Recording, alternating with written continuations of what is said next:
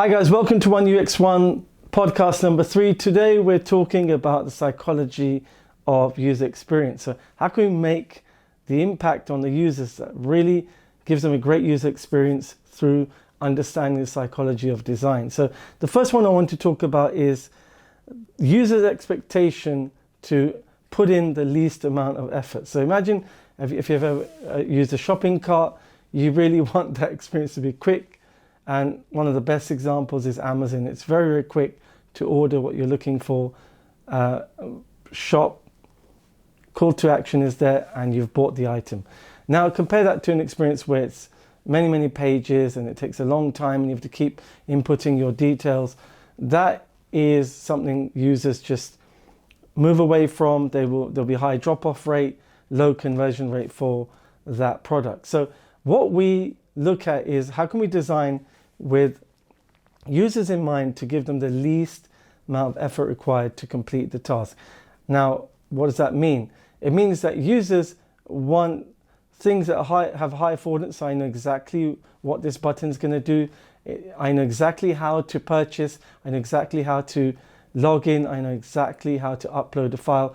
It doesn't take any effort from my side as a user.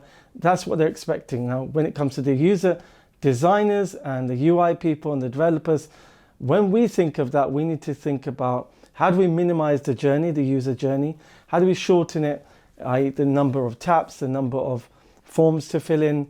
All those requirements we need to look at. How can we reduce? And definitely in design, less is more. So if we can reduce things, create less requirements to through that process or the user journey, that is going to make a great impact on the user, i.e. psychologically they're going to want to like and use our product. The next one is perpetual habit. Now again, I'm going to go, and I do use Amazon as an example many times because Amazon has a great product. There's a reason why they have one of the most successful websites on the planet and the most successful retail operation in the world. And the reason is, one of the great things about Amazon's website is it contains so much information, but there's no cognitive overload. There's no psychological overpowering of the user, even though there's so many things to choose from. And the way that they've grouped things, the way they label products and sections, it's so well thought out. An immense amount of user research goes into that. So that perpetual habit, what does it mean? It means that users, almost like a second nature, can use your product. So it becomes a habit. So how many times have we paid with PayPal? And it's extremely quick and easy to do. That is a perpetual habit. I know exactly how to send money on PayPal, receive money, make a payment, and I'm confident in doing that. Those habits, when users know that, they'll use that. Let me give you an example. Let's say you have a choice between paying for something with PayPal or setting up a payment with a new debit or credit card. If you have a perpetual habit of using PayPal and you know even it might cost you 0.1% more as a fee, you still be inclined to use PayPal because of that habit that it's quick, it's seamless, it's fast, and it goes back to the first point. It requires the least amount of effort. So that's where users want to be. The third psychological point I want to talk about is socialization. If companies have products, websites, apps, whatever they're using, like it could be a software, like software as a service, whatever it is that they're offering users, if there's no link to the social world, i.e. social media, and they can't contact you, then they're not going to be interested in that psychologically. They don't trust things which doesn't have a following. I'll give you one example. A lot of the websites, software-based websites like Monday.com or Slack or Trello, management tools, collaboration tools, a lot of them have Twitter accounts especially, but they also have other social media, but Twitter is the most common one.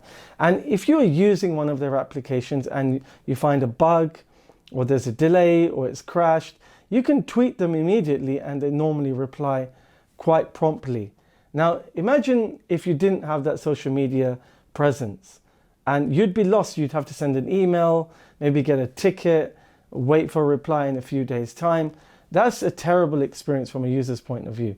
So we wouldn't want that for anybody, any of our users. So that socialization is really key user experience, and it gives the user the confidence to use that product and that service, because now they feel, we know these people, we know this company, we know we can contact them whenever we want.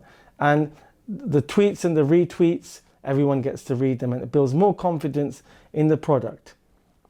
The next one is emotional contagion.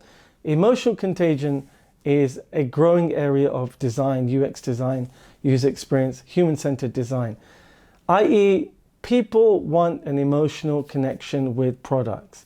People want to feel something, especially nowadays with all the anxiety we're having and have had with the COVID pandemic. People want to feel emotionally enriched by the experience. So they don't just want some UI that's cold. They want to feel something. How do you help users feel emotionally connected to your product? Well, one of the things that we have to do is make sure that they can relate to the product. So if it's a car insurance company for women, then it'd be appropriate to have women drivers in terms of the images that we add to the website or the app itself, so they can emotionally connect to it. But also, emotional contagion is about users feeling that it's something that out of the choices that they have, for example, if there are 10 apps that do the same thing, this one is the one I can emotionally connect with the most, i.e. maybe because of their background, the demographic, and that comes back to selecting the right user personas of who your users are, and the color schemes emotionally they can connect to. Whatever helps the user feel like this is something, this is where I belong, this is where I want to be. For example, John Lewis is a store in the UK, sells groceries, and it's a high-end store, not like the equivalent of Walmart. And people who are going to design for Waitrose will build a different emotional connection to those that design applications and products for Walmart. So it really has to be in line with those users. And that fits in really well with the next point, which is identity. With products, user experiences need to be in line with users' identity so they can relate to the product. Emotionally, they feel happy and they feel connected. And as an identity, the brand is really in line with what they're looking for. So for example, if you are a runner, you are part of the fitness community and you run regularly, or you swim regularly, or you cycle regularly, that identity needs to be embedded in the design so the users can interact with other users. Maybe that's something helpful to them, or there's up-to-date news on the latest in the fitness space. So anything that can help them with their identity is going to help the user experience, which is going to improve loyalty of the user. And if it's for sales or subscriptions, it's going to increase that aspect for the user itself. The next one is obvious, but we do say about this one that we're not user experience design isn't about pretty pictures and pretty designs, but some of it is. So the beauty aspect psychologically is very important, and the psychology of colors, like orange is a color that helps you feel like this is something cheap or it's a bargain. Purple is a color that is actually psychologically seen as mistrust. White as impurity. So black as luxury, and gold as luxury, and silver. So colors have a huge impact on design and beauty. The fonts that we choose. The fonts have a huge amount of weight on the user psychologically. Using capital letters versus lowercase or sentence case. Lowercase, it's known to be helpful to the user to keep them more calm and have less stress while using an application in comparison to capital letters. So these even things that we might think are small, very significant in user experience design. So beauty is really, really key. to make sure that our users feel they like the colors, they like the font, they like the layout, they like the hierarchy, the information architecture is in the right balance, in the right way, it's logical. So we do things like tree testing, A/B testing, to make sure that the design is really, really beautiful. But beauty without it being practical and useful is pointless. Beauty and a useful product with empathy is the best thing ever. So if we can have designs that really look nice, the colors are right and they feel right, and that's the best thing. But the priority must be functionality. That's why you still see many websites that aren't very pretty, but they're very functional. I can go back to PayPal again. PayPal is grey and blue. It looks quite dull, but it's very functional. And I don't know how they could do the research on this. If it was prettier, would it really help or not? So sometimes it's not even needed. If it's functional and it's there for a purpose, then that's fine. It'll suffice and succeed as an application or a website. Now the next one is the magical number 7. The magical number 7, I want you to remember this, +2 or -2. The magical number 7 is about never have more than 7 calls to action, 7 things to look at for the user at one time.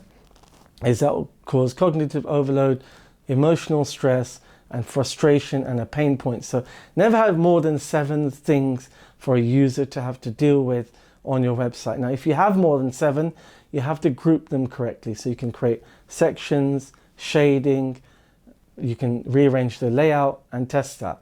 But there shouldn't be more than 7 things on your website on one page, i.e. above the fold. So whatever you can see without scrolling down above the fold, there should never be more than 7. It's better to have even less. If you are going to go up to maximum of 9, you need to look and really test with the users how they feel about that. And it's really challenging because a lot of websites have this challenge because they have thousands and thousands of products. So they have to have, or it's a challenge to have less than 9. So that's where great UX design and user research comes into that. The next one is the psychology of mistakes. If as UX designers, UI, UXR people, we don't appreciate that users are humans. We say human-centered design all the time, but we really need to implement that. Users will make mistakes. We all make mistakes all the time. Spelling mistakes, input the wrong address, we don't have our card with us, we're looking for it. And if we don't test for mistakes and design for mistakes, that's going to be a terrible user experience. So when we're designing, we need to make sure that that user experience is one that is helpful when there's a mistake. So error messages need to be helpful.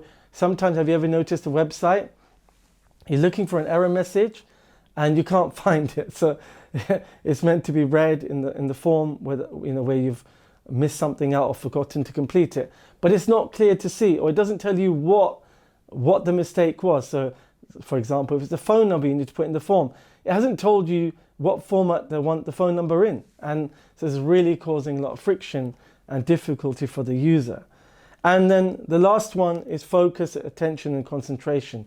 The psychology of keeping their focus, keeping them on the task, keeping them on your service, on your product as long as possible, or I rather say as long as needed, as long as necessary, because you don't also want them on there if they don't want to be there and they're not doing anything useful to them or to your business or your project itself. So you want them to be able to focus and have attention without being distracted by the outside world. So it must be so engaging that they are focused on your product.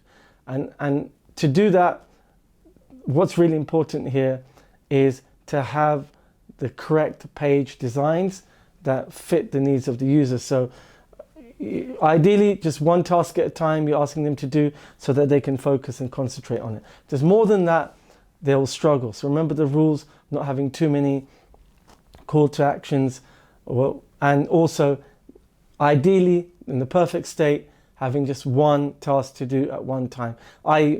To make your credit card payment, that's all you're asking them to do. You're not asking them to subscribe and any email marketing pop-ups, nothing like that. So at one time, try to get them to one thing so that they can concentrate and focus, and that would be the most ideal state. So this is the psychology of UX design. I hope you really enjoyed that podcast. Don't forget to follow the series and share and like, and we'll see you on the next podcast.